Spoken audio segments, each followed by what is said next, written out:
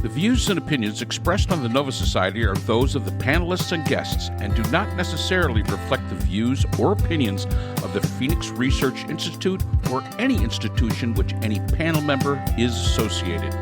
Reproduction or dissemination other than for the purpose of education or information without the express written permission of the Phoenix Research Institute or Nova Society Media is strictly prohibited. So I would like to welcome everyone back to another episode of the Nova Society. I'm Dr. Brooklyn Ann Weldon, and I'm here with my panel, Dr. Scott Grishwer and Dr. Mark Bound. Today we will be discussing the aftermath of the 2024 presidential election, responding to listener emails and concerns, what we got wrong, what happened, the appointment that President-elect Trump has made, what may be happening with his New York so-called hush money trial, and more. So we welcome all our listeners back, and we will be here as second Trump administration is inaugurated and 2025 moves forward. So, Mark, Scott, where would you like to begin? So, Scott, so far you see the appointment of Mike Huckabee to the ambassadorship of Israel as being the most problematic. So it's I would say that is the appointment so far that I think is the most troubling and problematic, much more so than the Secretary of Defense Hegg's death, even though I think, or however you say his name, even though I think he's remarkably unqualified for the position. Some of the other appointments are people that I don't agree with, but I acknowledge that they are serious people. Marco Rubio is a U.S. Senator, has served for quite some time. He'll be the Secretary of State. I hope he does a good job. Lee Stefanik, it's kind of the same thing. I don't agree with her on much, but I acknowledge that she's an intelligent person with a point of view I don't happen to agree with, but has the chops to be the UN ambassador. Waltz has the experience, I think, to be the national security advisor. Trying to think of some of the other ones that have come down the pike. I just wanted, may I make one point about the Palestinian people? That also assumes that the countries who would be receiving the Palestinian people are willing to do so and are able to do so. Yeah, and we're going to see remain in Mexico too, right? Which is, which means that we're going to send people who are not Mexicans to Mexico. Right. Because that's the remain in Mexico. And we don't make a big distinction, I guess, in this country between a Nicaraguan and a Venezuelan and a Mexican. They all speak Spanish, I guess, or Portuguese anyway. And, let them stay over there and not come over here. But we're going to see that. That is going to be the deal that the Republicans make for themselves on immigration. Appointment that appalled me also was Kristi Noem, the puppy killing and goat killing individual is now Secretary of Homeland Security.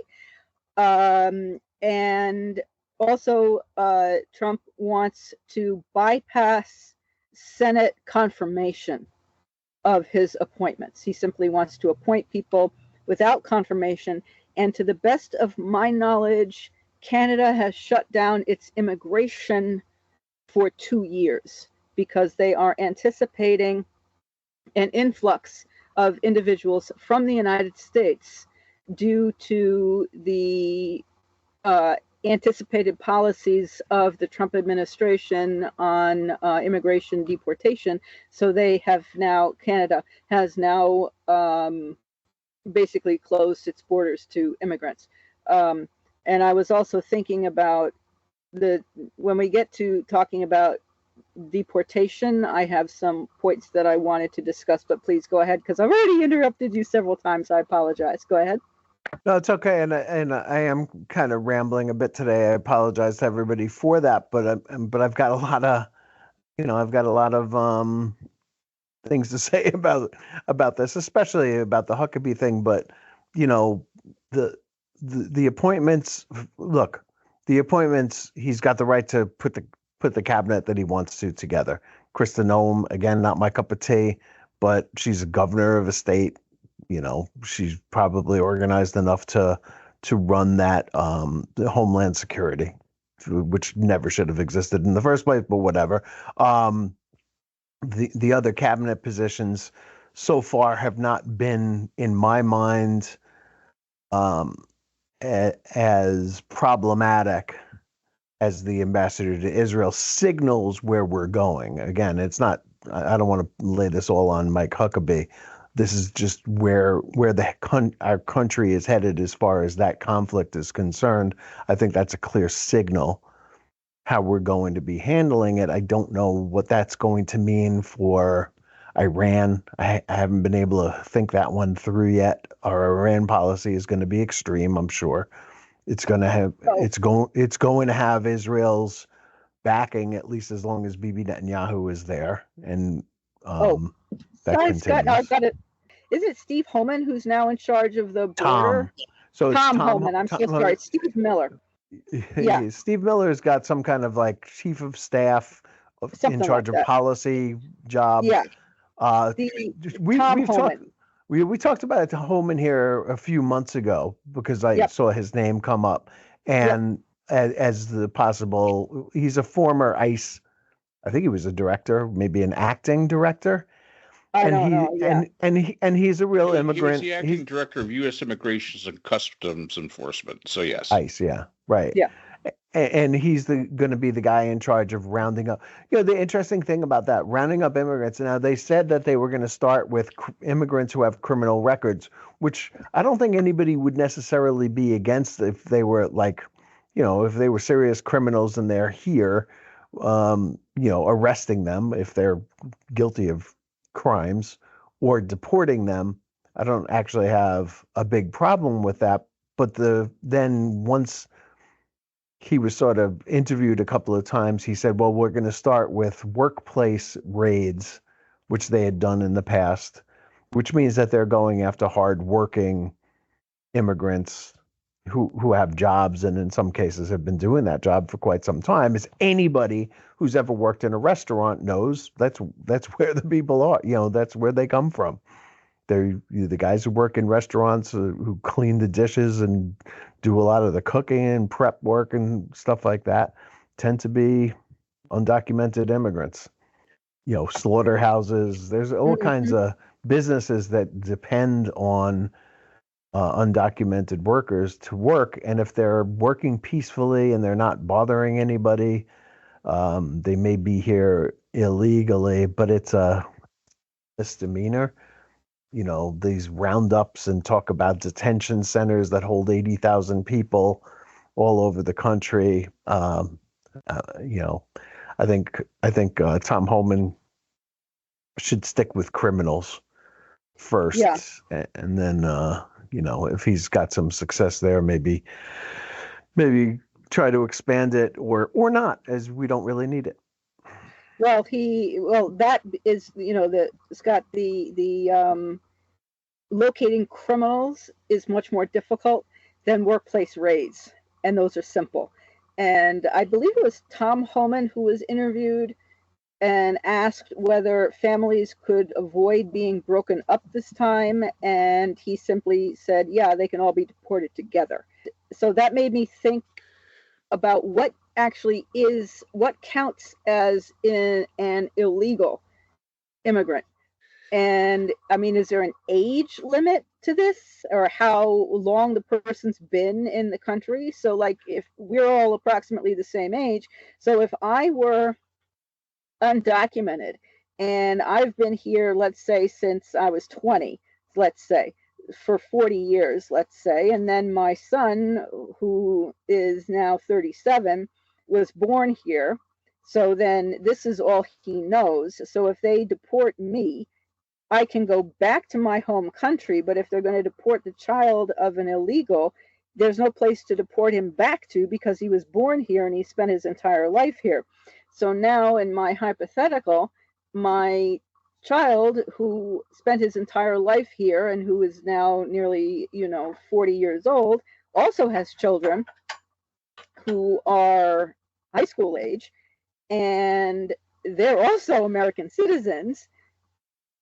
Do they get deported because they're children of a legal U.S. citizen, but their parents, let's say my son is legal and his wife is legal, but I am illegal.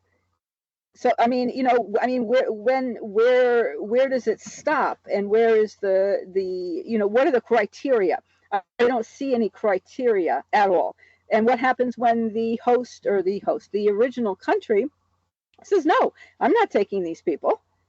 They have U.S. citizenship. They were born in the United States. I'm not taking them. You take them back. The U.S. says, no, I'm not taking them back. So then where do they go? I mean, do we put up tents somewhere? Do they float around in the oceans endlessly on ships? I mean, none of this has been, to my knowledge, even thought about what happens. Well, I think that's the whole point. So where do we send them? I don't know, North Dakota. I mean, Wyoming. Nobody really lives there anyway. So whatever. Anyway, I think we can make it very complicated because it could get very complicated. But let's remember, we're dealing with people that are rather simple in their thoughts.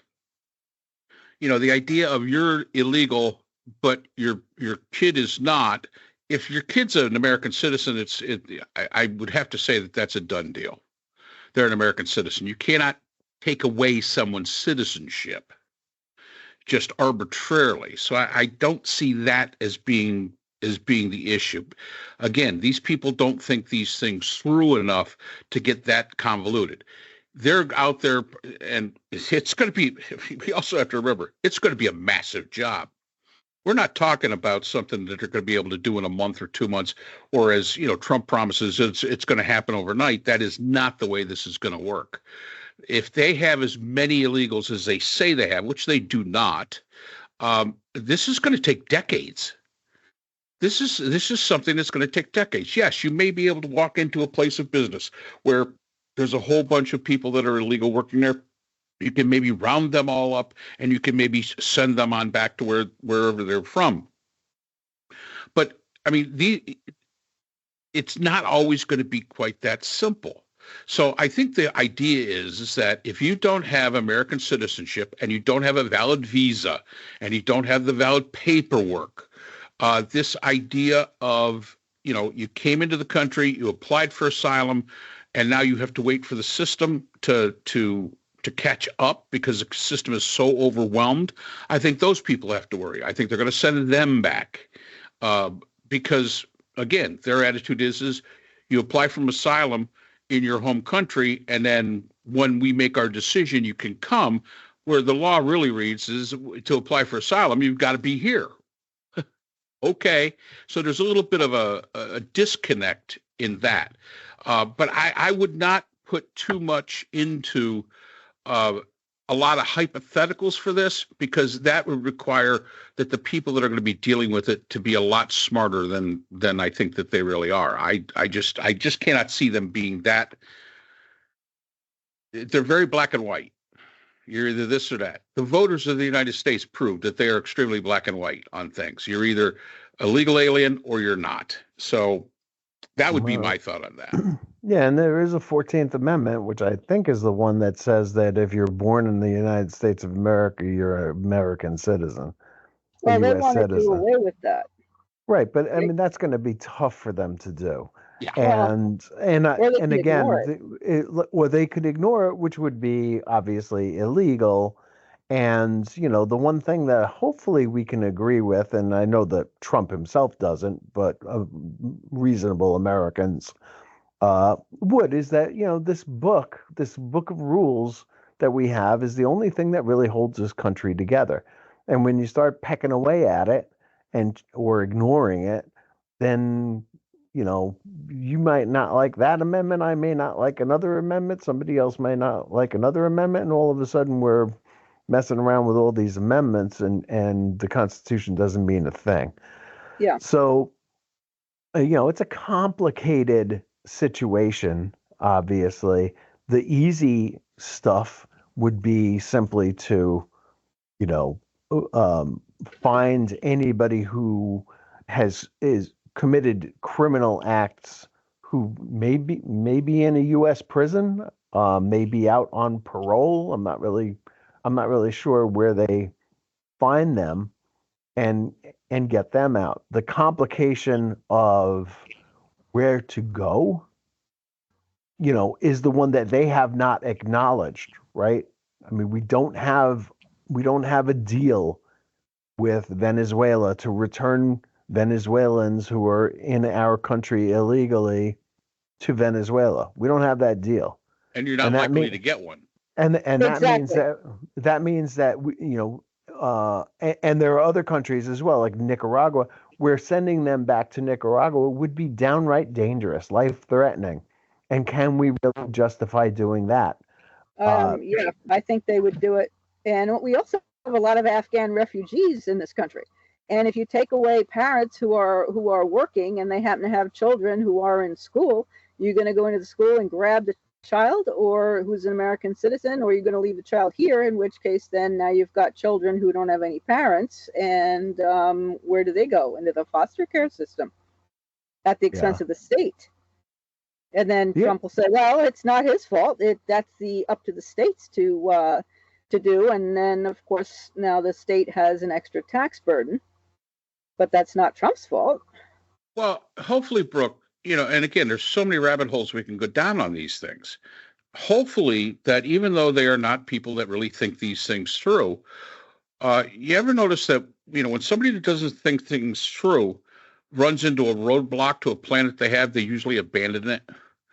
They say, well, okay, didn't think of that. And then it becomes way more beyond their ability to cope with it or to actually deal with the problem. And hopefully that's what you're going to see. You're going to see them try to start this process. Let's say they get 1,000 Venezuelans. Now, Venezuela doesn't like us very much at all. They're not going to agree to a deal of anything. Their attitude is ha, you got them, we don't, knock yourself out. They don't want them back either. So that's going to be a roadblock. Now you come to the real hard question. What do you do with them? Well, unfortunately, we have them, and we have to come up with the solution. You can't just say, just go to Mexico and let them deal with it. The Mexican government isn't going to allow that. Or if they allow it, they're only going to allow so much of it. You can't go to Canada. You can't, that leaves you the Atlantic Ocean and the Pacific Ocean. Doesn't leave you a whole heck of a lot. Cuba isn't going to deal with us. I mean, so again, it creates a problem when we start talking to these possibilities that could happen. Yes, they could happen because the people aren't thinking them through. But once they run into these roadblocks, and they're going to run into these roadblocks, anybody with any foresight can see that they're going to run into these roadblocks. This is where that system that they're trying to create starts to crumble down. They cannot, they just can't say, well, throw up my hands, the heck with it. Just we'll put you on a boat and let you float out in the Pacific. Can't do that, because even the crazy MAGA people might go for it. Who knows? But I would think that the majority of Americans would not. But then again, we're not really good at figuring out what the majority of Americans are going to do. I mean, we call that terribly wrong. But this is where you have people that have an agenda. They have the blinders on. They see only the goal that they want to accomplish, but they have no plan, no true plan, no workable plan. Just looking at the idea of deporting all these people, we're going to do these roundups and all this stuff. I'm telling you right now, this is a big country. Good luck to you. This is not going to, and you could tell Fox News and you could tell, that the MAGA voters, oh, this will be done in 6 months.